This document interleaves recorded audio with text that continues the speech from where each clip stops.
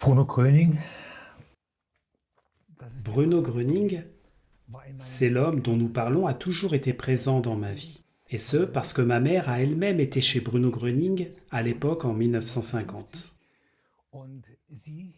Étant athée, elle avait quitté l'église, elle ne croyait en rien, mais elle-même était malade.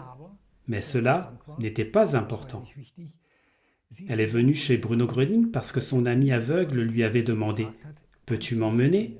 Je suis aveugle, je ne vois rien, guide-moi. » Elle a alors répondu « Ce charlatan, cet escroc, hors de question.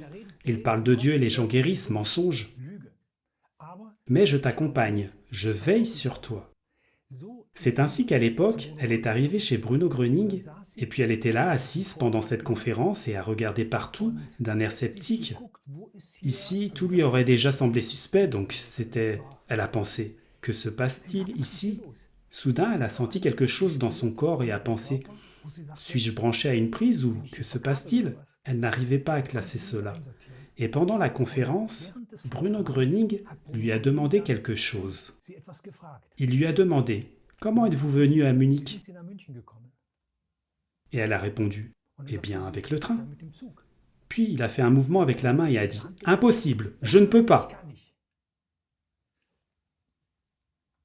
Personne ne savait ce que cela signifiait, mais ma mère le savait. C'était exactement ce qu'elle avait dit et le mouvement de la main fait à la maison 3 semaines plus tôt, en lisant la lettre de son ami lui demandant de l'emmener chez Bruno Gröning. Et puis ma mère a pensé, comment sait-il cela ? C'est ma mère qui lui a dit. Ce n'est pas possible, impossible. De qui tient-il cela ? Une fois la conférence terminée, elle a réalisé qu'elle avait devant elle une personne qui en savait tout simplement plus et qui pouvait faire plus que tous les autres. Parce que pendant la conférence, il a dit « Donnez-moi votre maladie, vos soucis et vos peines, car seul, vous n'y arriverez pas. Mais je ne vole pas, donnez-les-moi de votre plein gré. »